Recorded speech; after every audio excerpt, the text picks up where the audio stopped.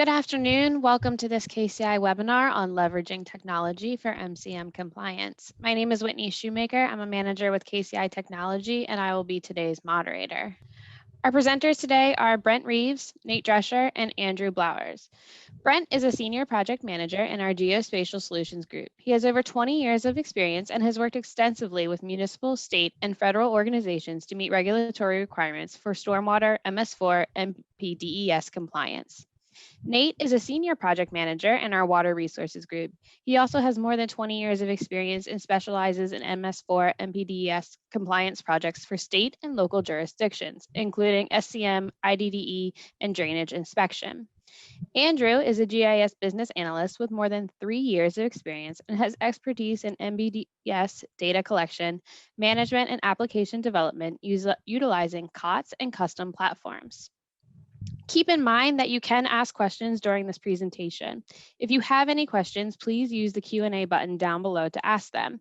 We may try to answer your questions during the webinar, but we will likely keep questions till the end of the presentation, and we will try and provide responses during the brief Q&A session at the end. With that, I will turn it over to the presenters. So in today's sessions, we will be discussing the 6 minimum control measure requirements for meeting MS4 permit requirements. We're excited to share over 20 years of experience and lessons learned working with various department transportations and state and local governments, assisting with meeting stormwater compliance. We recognize the degree of variability within MS4 permits and compliance measures across the nation, and we firmly believe that many of the lessons learned and techniques discussed today will be relevant and applicable across the board. However, it should be noted that much of our experience is in the greater Mid-Atlantic region, so many of our examples and case studies are within this region, but will provide valuable lessons learned for every MS4 and PDS permit holder. For our learning objectives today, we'll be discussing the requirements to meet the 6 MCMs outlined in NPDES stormwater discharge permits. Although some of the attendees may have a more robust permit reporting requirement, much of the discussion today can apply to your permit, such as public awareness, IDDE and SCM inspection, and stormwater pollution plan development. We will discuss strategies for meeting permit compliance requirements and demonstrating and discussing innovative tools and workflows to assist with streamlining data collection and management, saving time and money while working towards compliance. We will provide demonstrations related to applications, data collection, and reporting tools that MS4 permit holders are utilizing to support stormwater compliance efforts. To begin the session, I'll provide a high-level overview of the 6 MCMs. Later in the presentation, Nate will be discussing the 6 MCMs in more detail, but I would like to just give a quick overview of the MCMs for those who are unfamiliar. Throughout the presentation, we will be discussing the 6 MCMs listed here, including tips for maintaining compliance for each MCM and innovative technologies to assist with compliance efforts such as data collection, management, tracking, and reporting. The public education outreach minimum control measure is necessary because a community that is knowledgeable of stormwater issues will benefit when operators of the MS4 institute funding initiatives for stormwater programs, such as stormwater fees, or seek volunteers to help with program implementation. Public education outreach allow the public to be aware of personal responsibilities within the community to protect and improve water quality. The public involvement and participation MCM allows for the community to be involved in the development and implementation of stormwater projects. By involving the community, it provides a sense of responsibility by the community, which may result in a more active role for initiative implementation. The illicit discharge detection and elimination MCM, IDDE for short, includes identifying and resolving discharges that are not accepted or processed by the MS4 stormwater system. The purpose of the IDDE MCM is to ensure that pollutants not treated by the storm drain system do not enter waterways. The construction site stormwater runoff control MCM ensures that pollutants from construction sites are managed prior to entering bodies of water or streams. The post-construction stormwater management MCM ensures that pollutants from new development or redevelopment runoff are treated and that best management practices are functioning as designed for water quality treatment. The permit holder is responsible for implementing and developing structural and non-structural stormwater control measures, or SCMs, and must implement and maintain long-term operation and maintenance strategy, including inspection, performance and maintenance, and reporting of functional SCMs. The pollution prevention and good housekeeping MCM requires MS4 operators to manage pollutant sources at municipal facilities, streets, parking lots, and maintenance facilities. The permit holder is responsible for developing and implementing an operation and maintenance program for preventing and reducing pollutant runoff. This is just a high-level introduction of the MCMs that we're going to be discussing today. Later on in the presentation, Nate will give a more detailed description of each. The MS4 NPDES compliance requirements are based on the maturity of the organization and enforcement regulations for the jurisdiction. Some jurisdictions may be in their second or third generation of their discharge permit, while others may just be starting with meeting their first permit compliance actions. The permit requirements program may start out simply with minimum compliance requirements, but as the program matures, permit holders may have additional, more complex components added for compliance. Across the nation, there's a great deal of MS4 NPDES compliance variability based on specific permit language. Permit holders in New York, for example, may not be held to the same standard as permit holders in Texas. The permit language may also be dictated by the geography of the permittee. For example, here in Maryland, we find that jurisdictions are held to much higher permit compliance standards due to the residence within the Chesapeake Bay watershed. Organizations such as DOTs, state, municipal governments, and other small entities will base compliance on the specific terms of the permit, but the associated technologies and innovations are applicable if alignment to the individual permit is established. For example, the workflows, technologies, and data collection and management solution for IDDE compliance could be the same for large DOTs and small permit phase 2 permit holders. As a result, this presentation will account for the variability and talk about technology and workflows that are applicable for multiple compliance scenarios that align to the variety and maturity of MS4 NPDES permits. Over the many years of working with a variety of NPDES permit holders, we have identified that the compliance program has multiple stages. These stages are used as a base for the program's success. The stages that are going to be discussed in the following slides include identifying the permit requirements and management activities, understanding the current state of the compliance program and efforts, identifying gaps in the program, and performing the implementation of individual compliance programs. The first stage is to review the requirements of each MCM program element. Establishing permit management elements and activities sets the stage for the permitted organization to achieve compliance. These permit elements include defining timeframes to meet compliance, understanding the current state of the inventory and performing updates, establishing compliance inspection methods and requirements, reviewing and analyzing inspection results, and planning for corrective action, including SCM maintenance, IDDE enforcement, or simple activities such as adding spill kits for SWIP compliance. And just as important is the annual compliance reporting and understanding the format of the annual report contents. The general understanding of the permit compliance evolution is to understand what elements are currently in place, then work towards compliance once defined. Permit holders also need to determine compliance requirements that are enforced versus what internal practices need to be included. For example, we know that SCM inspection requirements are enforced by the regulator agency, but keeping track of areas for new SCM development may be an internal need that is not necessarily enforced, but is essential for identifying locations for implementation for impervious treatment. One of the typical requirements that affects both the enforcement and internal requirements is the asset inventory of the storm drain system. The asset inventory can include GIS coverage, design plans, as-built plans, and post-construction verification, all factors that result in compliance support. The next stage is to identify the stakeholders and the various aspects of the compliance program. The stakeholders listed in the honeycomb diagram are typically involved in one way or another. Some may have multiple responsibilities, others may have more specific tasks. For example, the GIS data team may be involved in the early stages of data collection, throughout the entire fiscal year tasked with data management, and during the reporting phases, providing resultant data for annual reporting. Using a RACI approach, that's RACI approach, we want to identify the roles and levels of involvement of each stakeholder. The RACI approach stands for responsible, accountable, consulted, and informed. It should be identified from the stakeholder sphere who was responsible for actually doing the work, who is accountable for the success of the task as the decision maker, typically a project manager, But it may be multiple project managers since the MCM compliance effort involves various subject matter expertise. Who needs to be consulted for details and requirements information? Does the organization have staff subject matter expertise, or do they need to consult tasks out? Who is informed of updates? For example, a database change affects a data management team, field data collection team, design team, and reporting team. By answering these questions and identifying roles and responsibilities, a chain of command and organizational chart can be developed and modified as needed. As well, overlapping services can be identified and streamlined. A goal should be to identify where duplicate efforts can be combined and streamlined for consistent data entry. The next stage is to identify the current state of the program and identify what is already being done for compliance efforts.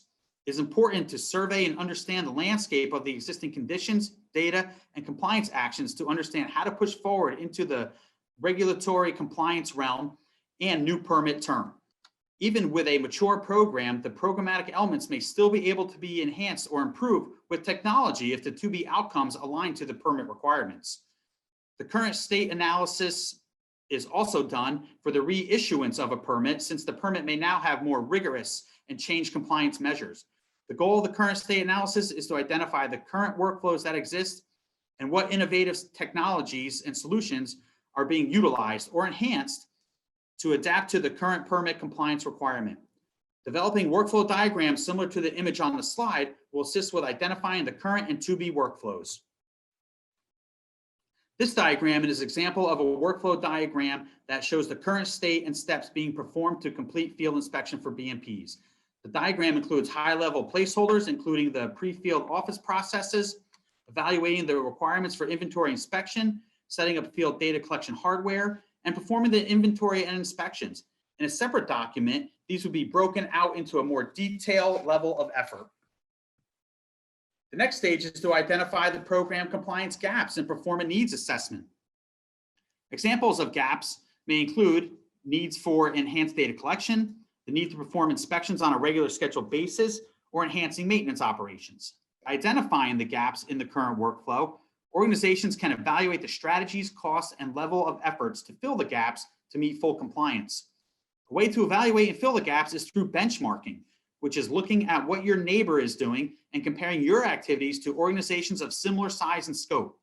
It is important to complete industrial research and outreach to identify best practices and benefits from lessons learned from peers. As a case study, we want to identify the gaps in the stormwater BMP maintenance and compliance efforts. These steps include identifying the inventory, performing benchmarking, creating a database, and performing annual inspections. By identifying the steps and gaps, solutions are derived, which may include automation of data collection tools, engineering confirmation and quality control, and building remedial capital project lists to assist and plan for maintenance and prioritize maintenance based on the risk of the asset, life cycles, and criticality. As well, we want to identify how to perform maintenance and post-maintenance inspection, update the geodatabase to include maintenance plans, as-built drawings, and inspection records, ultimately leading to the annual reporting of compliance efforts. The final stage is to implement a plan to meet the goals of permit compliance. The plan should include tracking progress and quantifying success to ensure the compliance guidelines are being met. Monitoring and controlling the elements of the permit compliance are influenced by the constraints such as available resources, funding, and technical challenges. These examples are reasons to adjust the implementation plan and apply corrective action to minimize compliance gaps in real time.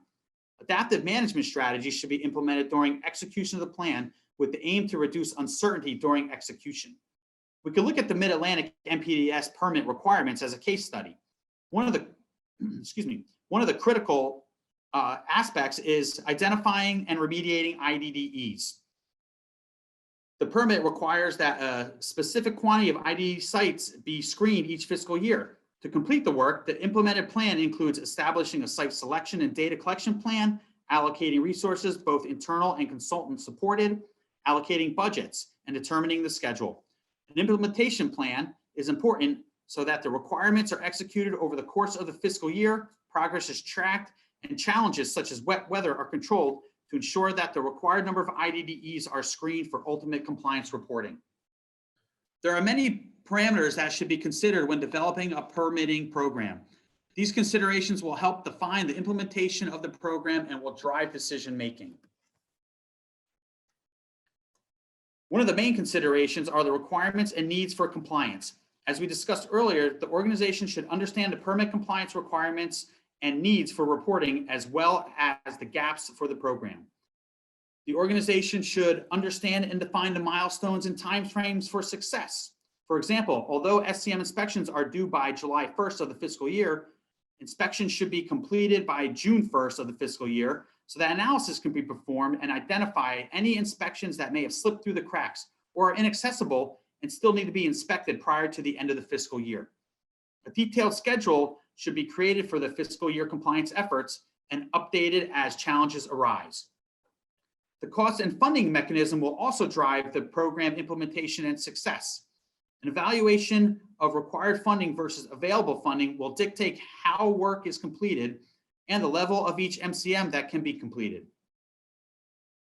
Although compliance to all MCM is required, the organization may need to identify programs where the bare minimum can be completed and still meet the requirements. For example, instead of 3 public involvement activities each year, maybe the organization only performs 2 events if budgets are tight. Also, keep in mind that solutions are often scalable. Another consideration is the available staff and staff training that is required. Often, especially for smaller organizations, the necessary staff and subject matter expertise does not exist in-house. There may be a need to consult out compliance efforts, such as inspection or mapping, to external consultants or volunteer workers as part of public involvement. Necessary training may also be required. Finally, data management and quality control of the resultant data is an important factor. Often we see organizations that have the engineering and the water resources subject matter expertise, but not the GIS data management or reporting capabilities. By evaluating the program's considerations and understanding the gaps in the program, these factors can help in the development and execution of the implementation plan. In the next section of the presentation, I will be discussing best management practices and workflows for executing and tracking compliance efforts. These efforts include database development, inventory inspection, data collection, and tracking and reporting of the resultant data. Although regulators may not require a database submittal with the annual report, specifically for small MS4s, it is important that the stormwater program database is developed and maintained. Maintenance of data currency, completeness, and accuracy is key to the success of a program. Data as it pertains to insights and analytics is a strong foundation that can be leveraged for advanced reporting and analytic tools to enable the data to serve as key drivers for decision-making, capital and compliance planning, and tracking. While developing the database, the stakeholder parties should be involved for the various compliance efforts so that feedback is incorporated into the database to hit all aspects of both internal and mandated requirements. It is recommended that all MCM compliance efforts be recorded in a database and should act as a repository for historic data, support current ongoing record keeping, and should be designed with data management and viewing in mind. We could reference the focus on stormwater control inspections as a case study for the importance of database development and usage. The permit requirements will identify the frequency and cycles for performing inspections.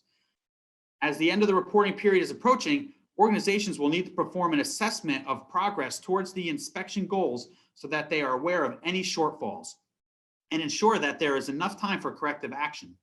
Ongoing insights such as dashboarding and analytic tools will enable program managers to transparently see the progress performed to date against the compliance measures and will enable necessary corrective action to be applied in time to maintain compliance. This case study is completely dependent on accurate, complete, and current information stored in a database to inform the program management decisions. By creating a central repository of data, stakeholders have a source that can be used to plan and track progress towards the 6 MCM compliance efforts. The variety of data being recorded includes circular data, such as yearly inspections, regular data such as maintenance activities, and long-term such as watershed implementation planning related data.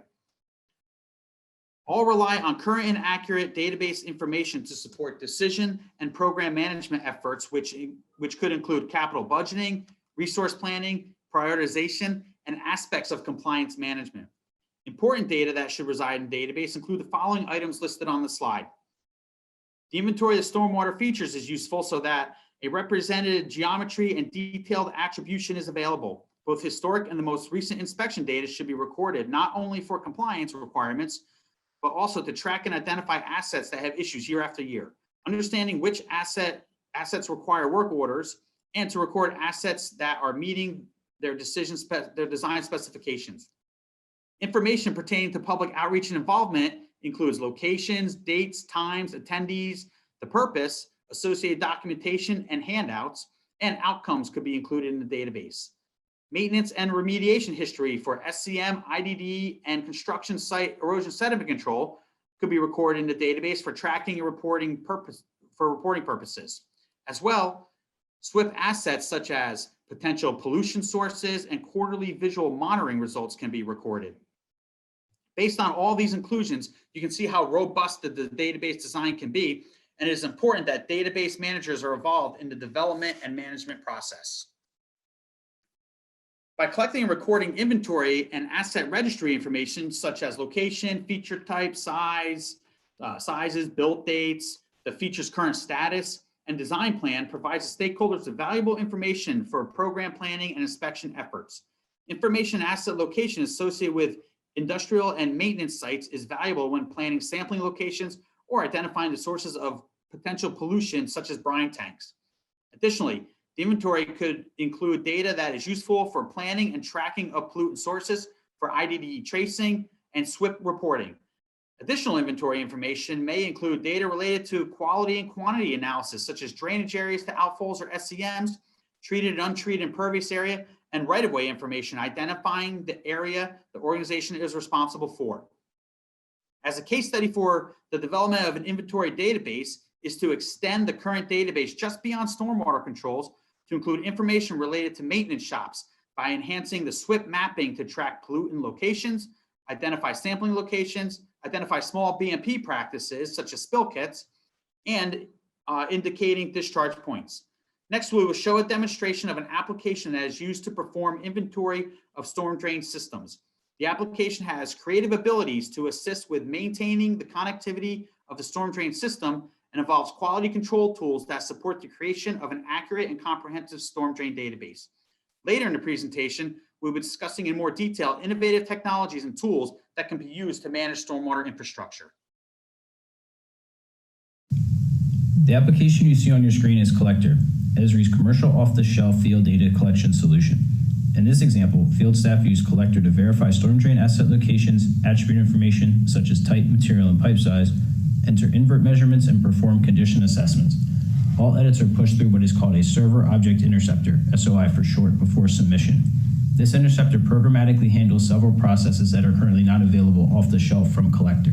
These include obtaining surface elevations from a digital elevation model, calculating bottom depths and pipe inverts, maintaining system connectivity and database relationships using upstream and downstream identifiers.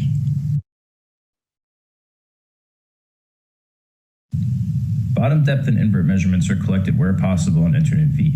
Once an edit is submitted on a structure, the interceptor pings the digital elevation model hosted in an ArcGIS server instance, obtains the elevation if present, subtracts the measurement, and writes the final elevation to the structure. You will notice that the top of grade and bottom elevation are now calculated. For a conveyance, field staff will measure down to the pipe invert and enter the distance into the corresponding attribute. The invert measurements are used to calculate the pipe invert elevation based on the associated structure's surface elevation. You will notice that the surface elevation and bottom elevation are now calculated based on the DEM as a source through the SOI following the edit. Geometry edits are intercepted in the same manner. When a structure is relocated, the SOI uses the upstream and downstream relationship with one or more conveyances to modify the line geometry, ensuring that the start or end of a conveyance always stays snapped to that structure. The SOI also checks and updates the surface elevation and pipe inverts if present. You will notice that after the map refreshes, the structure and conveyances remain coincident. Once the inventory and attribute updates are complete for a given storm drain structure, field staff will complete an inspection and condition assessment. These assessments focus on structural stability, maintenance, or safety issues, and cleaning recommendations. Photos can be associated with an assessment by using the device's camera or attached from storage. Where an assessment is not possible, users will enter one or more assessment issue records, which are based on a coded value domain. Another aspect of a storm drain verification effort is performing quality control on field collected data. Initially, business rules were gathered and translated into a set of SQL queries executed by Python scripts. Over time, this method became unsustainable because it created disconnected data sets and complicated desktop workflows. A custom ArcGIS Pro add-in was developed around the business rules to provide an interactive and programmatic desktop quality control experience. QC tests are divided into 3 categories: geometry, programmatic, and feature attributes. QC processes are executed by button click and results returned to an interactive table view. Users step through the results, addressing the QC issues feature by feature until no issues remain.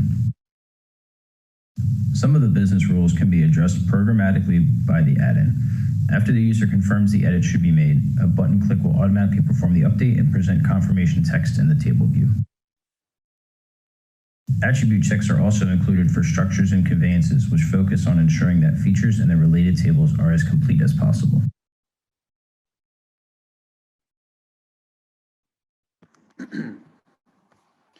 Prior to performing the necessary inspection, the organization should define an inspection criteria that outlines the feature parameters to be inspected and the associated rating and overall scoring values of the asset. For example, in the image on the right, the inspection criteria was developed for outfall pipes with a rating of 0 through 5, with image guides to assist with condition analysis. By setting an inspection criteria, inspectors will be consistent with the results, and reviewers can identify failing assets and assets that require maintenance and work orders based on a rating and scoring system. This will allow for a prioritization of maintenance and remediation action based on resultant inspection scores, photographs, and comments. Another important aspect of inspection is to identify the inspection frequency.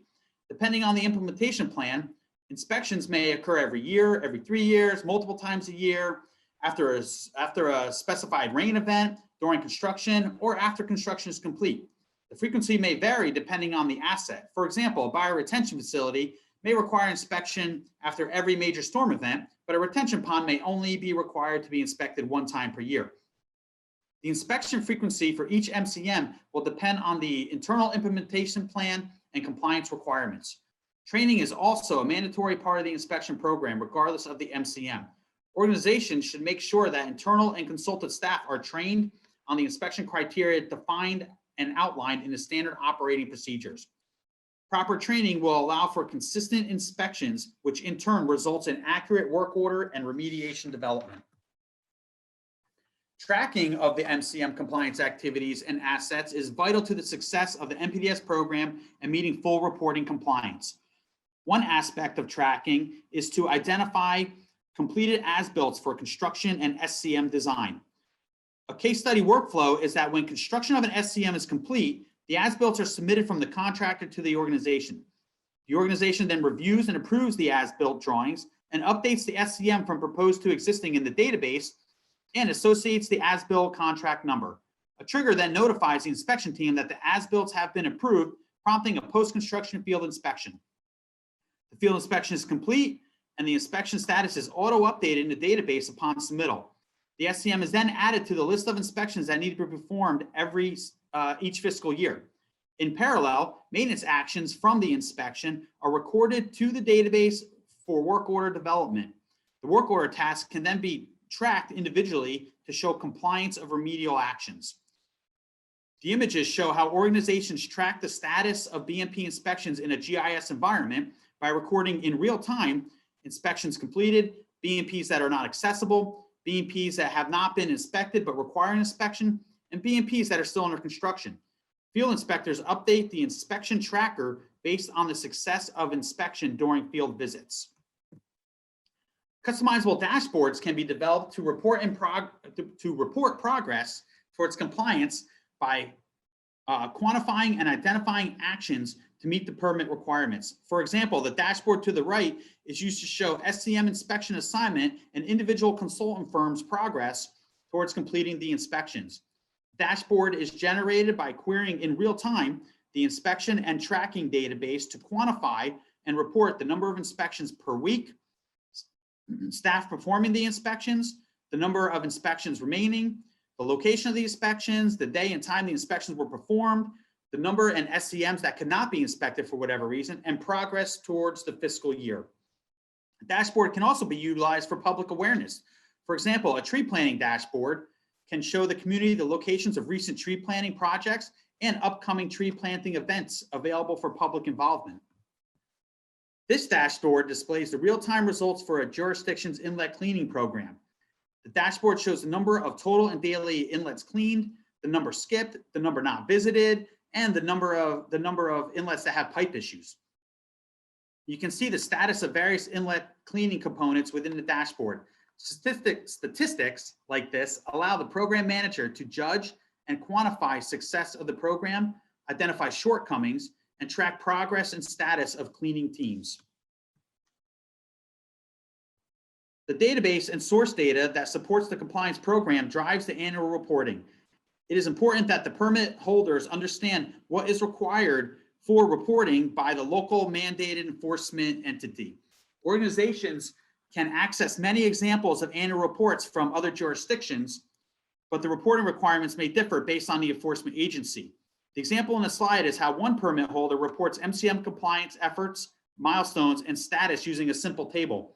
A solid database structure that includes necessary reporting source data will improve the efficiency and quality of annual reporting. Oftentimes, scripts can be written to auto-load the annual report database tables from the source database to the required annual reporting format. The requirements for reporting are not just the MCM inventory, but also how the MCM compliance is being achieved and the proof that the MCM programs are working. Now that the permit holders understand the requirements for compliance reporting and have identified the data that needs to be collected, it's time to discuss innovative solutions for data collection and management. As indicated previously, proper data collection, recording, and management leads to efficient and accurate data reporting. The platforms that we will be discussing in the next few slides include ArcGIS Online, Collector, and Survey123. These integrated solutions are Esri-based and are typically used for data collection and inspection programs. As we discuss the MCMs in detail later in the workshop, we will provide additional demonstrations of these solutions. The right solution can allow for cost effectiveness, consistency, and accuracy of data collection and management. The selected solution may depend on current workflows and applications currently being utilized.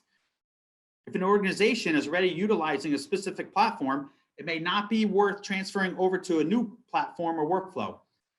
Often, existing platforms and workflows can be enhanced to meet data collection and management needs.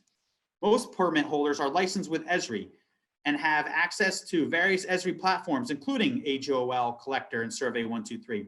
These are Esri packaged commercial off-the-shelf, or COTS for short, software packages, which can be adapted to satisfy the needs of the organization.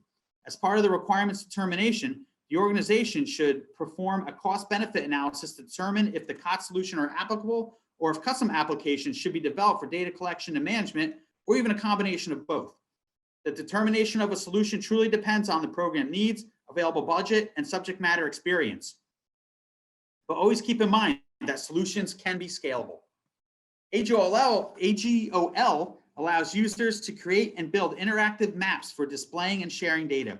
Users are able to share maps and data in a secure cloud environment with specified stakeholders and staff, create web applications, perform data analysis, and develop dashboards. These multi-user platform is very useful when a variety of stakeholders needs to view, query, track, and utilize MPS compliance data. Data specified to the user's needs can be set up and viewed without having experience with the standard Esri GIS tools, such as ArcGIS. As a case study, the organization may have staff that is just focused on IDDE compliance. A web map and dashboard can be set up within HOL to include data specific to IDDE locations, attribution, inspection results, and inspection status. Although the database where the IDDE data is being stored is complicated with non-related IDDE information, HOL can be utilized so that only IDDE data is being viewed and utilized outside the ArcGIS realm. Collector is an Esri mobile data collection application that can be deployed on portable devices. Collector utilizes map-driven forms that allow for field data capture, which integrates seamlessly with ArcGIS. An advantage of Collector is to allow stakeholders, whether in the field or in the office, to work with the same data, since the collected data is written directly to the database. Collector can be used to update asset inventory in a disconnected or connected environment and can utilize a GPS receiver to support accurate data collection. As you saw in an earlier demonstration, Collector can be used to update storm drain data structures conveyance features to create and maintain storm drain system mapping, as well can support other MCM inventory requirements such as SWIFT asset registry. Survey 123 is a form-centric solution used to create and record inspection results. Data can be collected in a disconnected or connected environment on mobile devices, and results are fed directly into your database. Survey 123 allows for the creation for smart forms that can include business rules and logic, domain values, drop-downs, defaults, and photograph association. Business rules may include if-then statements and calculations. For example, specific parameters can be displayed in an inspection form if a specific type of SCM is being inspected. The database may contain inspection parameters for a spillway embankment, but the embankment parameters are not necessary for the inspection of an infiltration trench. The form can auto-hide the embankment parameters if the SCM is an infiltration trench. Similar business rule capabilities will be demonstrated later in the presentation. You may think that setting up a Survey 123 form is complicated and requires special skill sets. In actuality, development of a Survey 123 form is very similar to entering data in an Excel spreadsheet. Field names, types, labels, business rules, text hints, notes, constraints, and warning messages are entered into a spreadsheet format, then converted into a Survey 123 form. With some knowledge of the spreadsheet format and coding scripts, the form can be enhanced quickly to meet the data collection needs, specifically if new parameters need to be collected due to changing of permit requirements. Often, Collector and Survey 123 are collaborated to meet the required data collection needs. Collector is very good with updating geometry and inventory information, where Survey 123 is very good at managing business rules for inspection logic.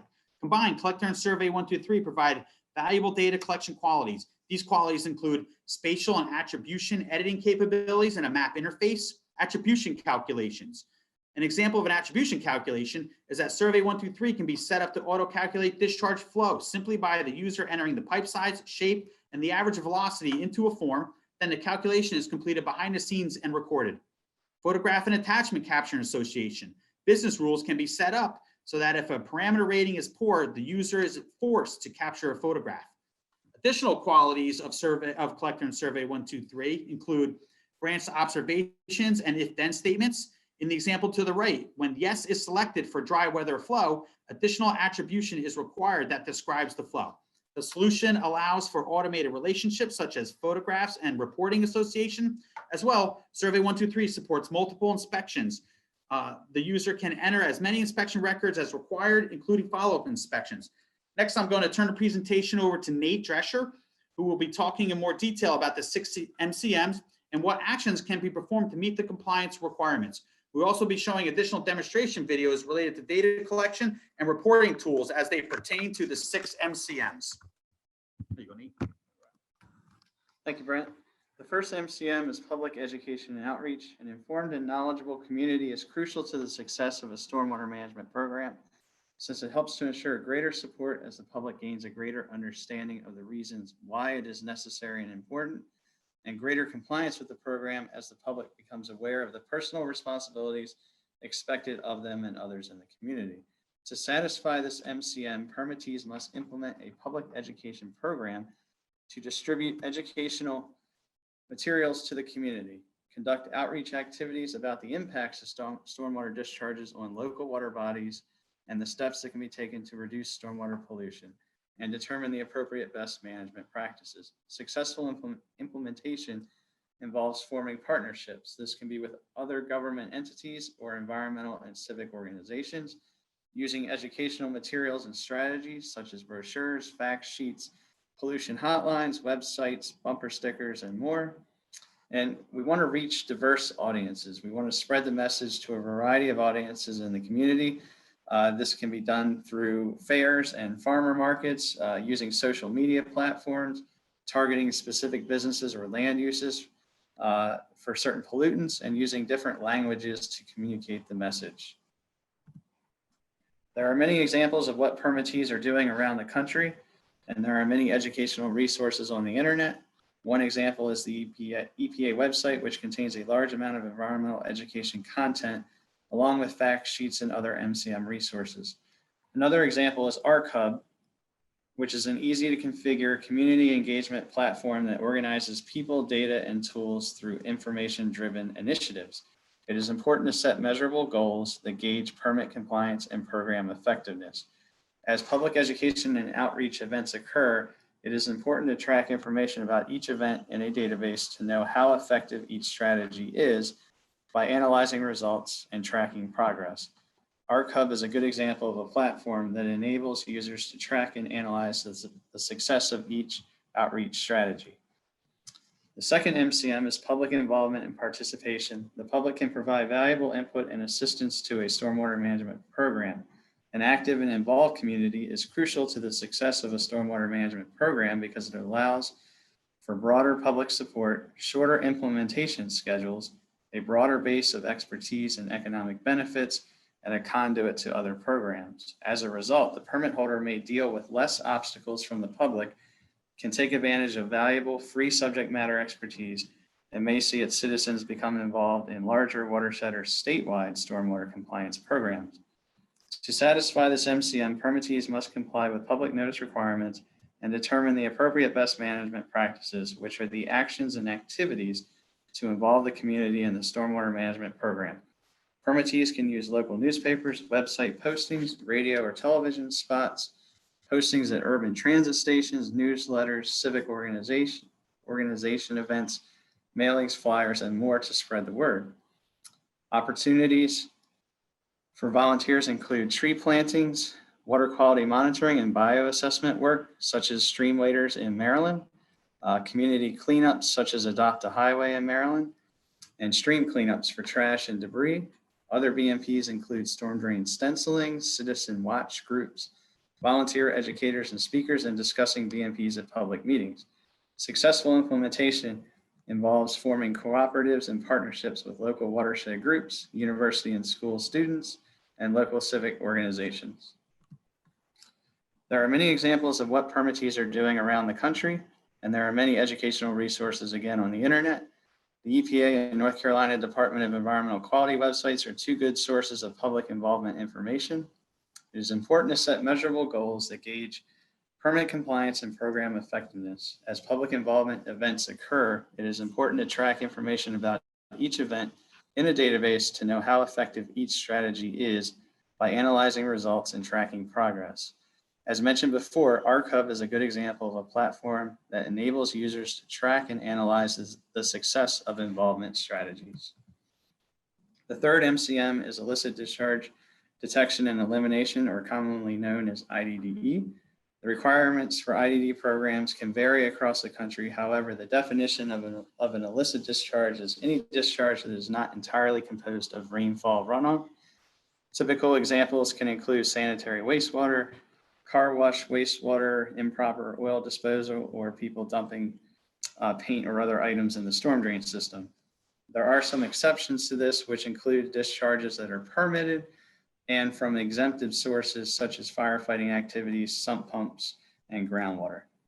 To satisfy this MCM, permittees must complete a storm drain map showing the location of all outfalls, have an ordinance or other regulatory mechanism in place to provide enforcement actions, have a plan to detect and address non-stormwater discharges and illegal dumping, provide education to the public related to illegal discharges and disposal of waste, and must set measurable goals.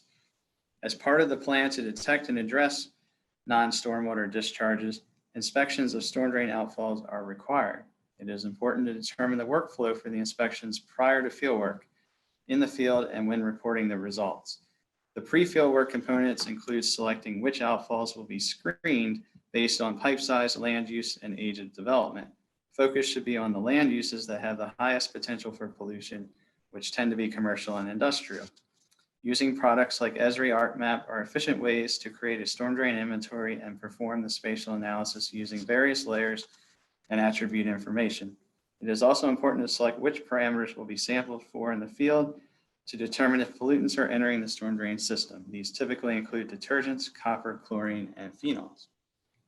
To manage an IDDE program, a data collection solution and database can be implemented, which allows inspectors to select outfalls from a map, create inspections, and enter field data, collect photos for evidence of any pollution sources identified, and create inspection reports, which can be used for notifying businesses or property owners of violations.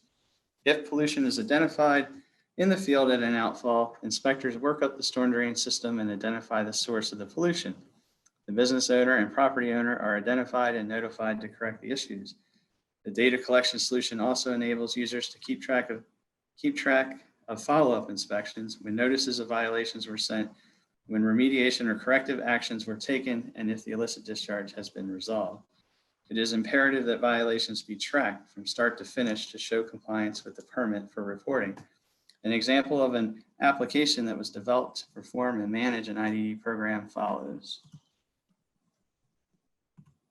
In this case, collectors used to launch an IDDE inspection in Survey 123, another ESRI application. Once a user selects an IDDE screening location point, attributes are displayed along with an IDDE inspection button. This button acts as a hyperlink to launch the Survey 123 application and pass through identifiers for the outfall feature. The inspection form in Survey 123 is organized into multiple groups. If-then logic in the form allows for questions to be presented to the user based on responses to previous questions. You will notice the amount of previous precipitation is already populated. This is done by setting a default value in the form. Another option is using a service which obtains rainfall amounts from nearby weather stations and populates this field. Users can then manually adjust the value if necessary. An area for inspection photos is provided, allowing the user to associate an image to an inspection record. Moving through the form, you will see various questions and parameters that relate to the structure, dry weather flow, and flow description. Values are populated using radio buttons, and additional logic displays the correct parameters based on the user's selection.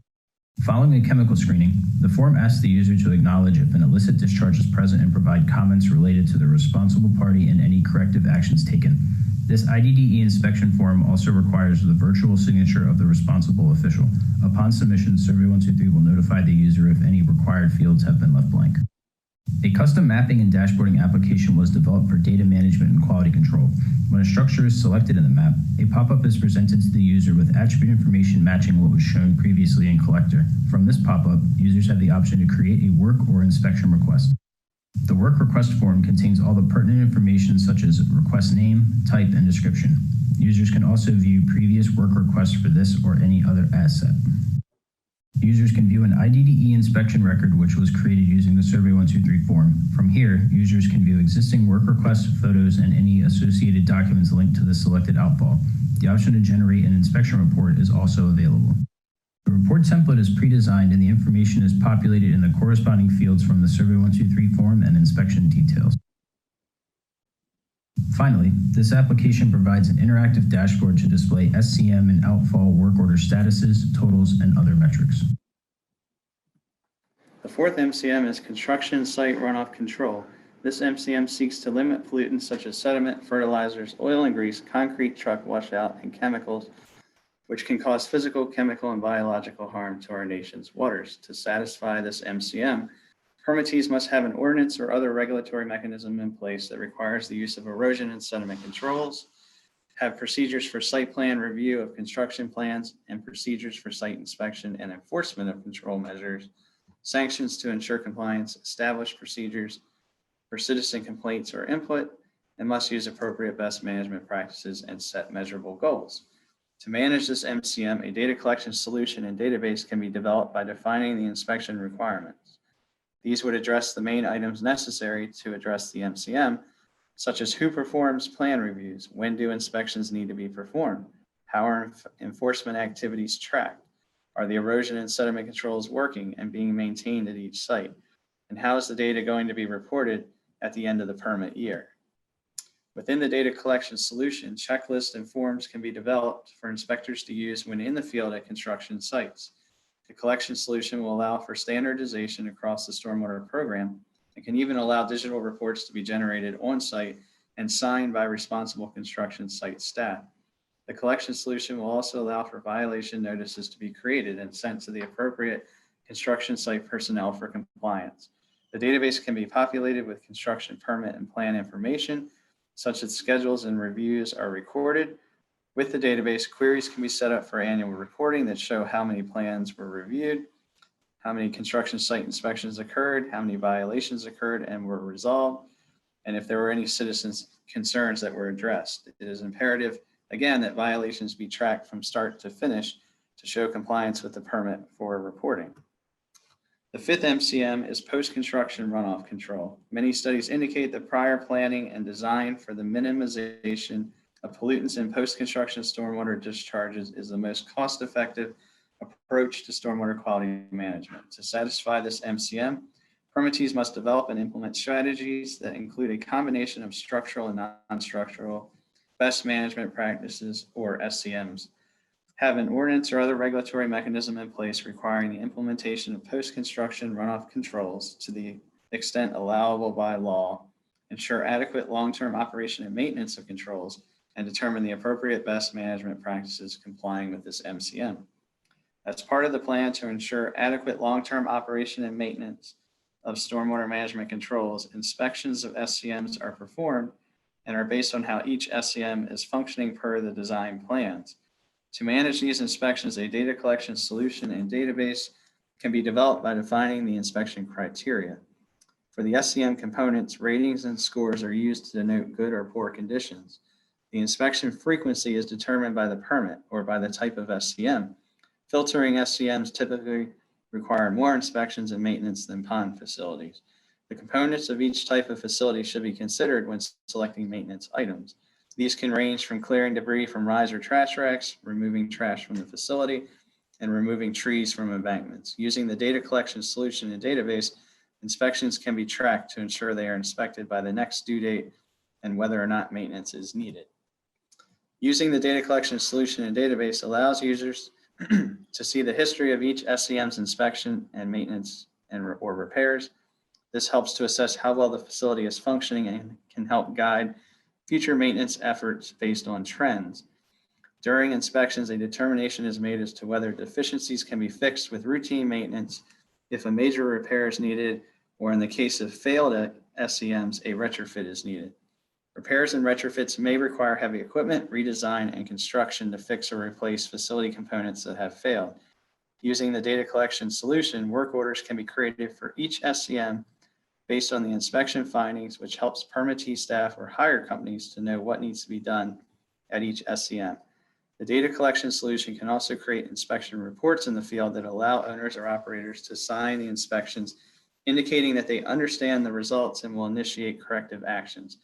After maintenance or repairs are complete, it is a good idea to perform a follow-up inspection to document the new condition of the SCM for reporting purposes. The database also allows maintenance or repair activities to be captured, allowing for tracking and reporting efforts. Metrics that can be used for reporting include number of inspections performed each year, the number of passing or failing SCMs, the number of SCMs where maintenance or repair was performed in the permit reporting year. An example of an application that was developed to perform and manage an SCM inspection program follows. The application you see on your screen is Collector, Esri's commercial off-the-shelf field data collection solution. In this example, Collector is used to create, update, and delete storm drain inventory and to pass identifiers for stormwater management facilities into Survey 123, another Esri application. You'll notice the attributes for the currently selected facility on the left-hand side of the screen, as well as the Inspect BMP button. This button is a hyperlink which passes the identifiers into a blank BMP inspection form in Survey 123, ready to be populated by the user. The BMP inspection form contains all the required parameters for assessing the functionality and condition of the facility. Logic such as if-then statements and required fields were added to maintain business requirements and data integrity. The form also contains toggles for editing existing inspections and standard operating procedure references. An example of if-then logic in the form are the control structure parameters. You will see that the control structure parameter being set to not part of design will hide the related parameters: opening, sediment, trash rack, and valve. The logic will set those parameters to not part of design, enforcing a business requirement. Another example of logic in the form is requiring a photograph for certain parameters which the inspector rates as a 3, 4, or 5. The form presents an area to add a photo by either using the device's camera or attaching an image stored on the device. Note that the photo, subject, and comment are all required because of the red asterisks. Users can enter one or more photos for parameters that contain this photo requirement logic.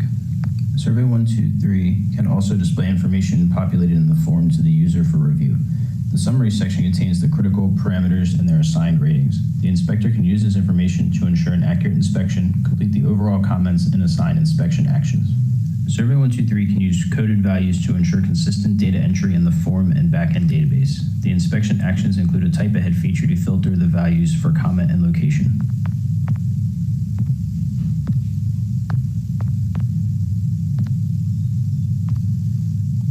The concerns section of the form uses coded value domains and a choose multiple configuration. This allows the user to select any number of applicable items from the two lists.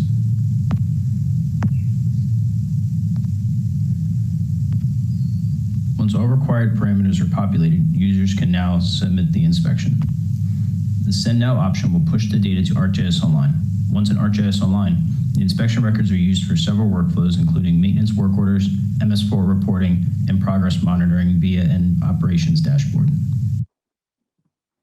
This is an example of an SCM inspection report with the SCM components listed and a corresponding score and comment for each on the left side of the screen. From the inspection, work orders on the right side of the screen are pulled and reported directly from the database. Each inspection and work order is saved in the database and can be viewed in the field.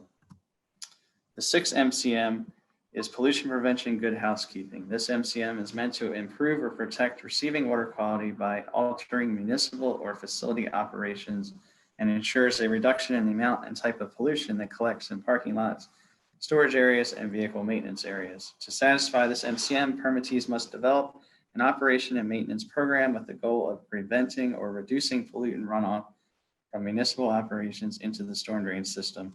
Include employee training on how to incorporate pollution prevention good housekeeping techniques into municipal operations, and determine the appropriate best management practices complying with this MCM. To accomplish this MCM, many entities create a stormwater pollution prevention plan, also known as a SWIP, which is a comprehensive living document that establishes the protocols and controls in place to prevent or reduce pollutant runoff. The SWIP covers what to do if a spill occurs, establishes inspection schedules such as quarterly or annual inspections, and lists all the pollution prevention techniques and controls used at the municipal sites, including training of staff in the plant. As part of the SWIP, an inventory map is developed that includes storm drain features, including outfalls and any best management practices, potential pollutant sources such as salt, brine, fuel tanks, and sampling locations if quarterly visual monitoring or benchmark monitoring are required. Using the data collection solution and database, the inventory of these items can be kept in a map produced for inclusion into the SWIP. Dates of inspections and SCM maintenance, updates to the SWIP, training of staff, the dates and remediation of spills, and other important tracking data can be entered into the database. For sites that require stormwater monitoring, the results of sampling during wet weather events can help determine what controls are needed to reduce pollution. Controls can include oil grit separators, using drip pans under vehicles and equipment, cleaning up drips, leaks, or spills immediately with absorbent materials, installing SCMs like bioretentions or other filtering devices. This is an example SWIP map that was created using Collector in the field to capture the various asset registries for this maintenance facility. The storm drain systems were mapped and any outfalls were identified along with sampling locations during wet weather events. Potential pollutant sources were also inventoried in the field along with drainage areas to each sampling point and outfall. Drainage patterns were identified and the location of stormwater pollution controls such as spill kits were also inventoried on the map. This map is then incorporated into the SWIP for everyone to use at this site for pollution prevention. In summary, to maintain an effective MS4 compliance program, first the requirements must be understood. The requirements will drive the implementation plan and decisions made by the program team. Accurate, consistent data collection and management is vital to the success of the program. The data collected will drive the reporting and the vision of compliance to the enforcement agency. The ability to keep up with the ever-changing infrastructure data is important so that compliance does not slip. It is important to develop a sustainable solution and workflow for data collection and management. The solution should be adaptable for changes that are made to permit conditions, and remember the solution can be scalable based on budget, experience, and current workflows and solutions being utilized. Identifying the proper stakeholders and developing an organization chart, including a RACI matrix, will assist with determining the responsibilities of the program staff. Providing training to staff, whether it be data collection, inspections, inventory tracking, application usage, or reporting. Training and standard operating procedures will make or break the compliance program. And finally, being able to track compliance efforts and analyze results to ensure that milestones and reporting timeframes are met.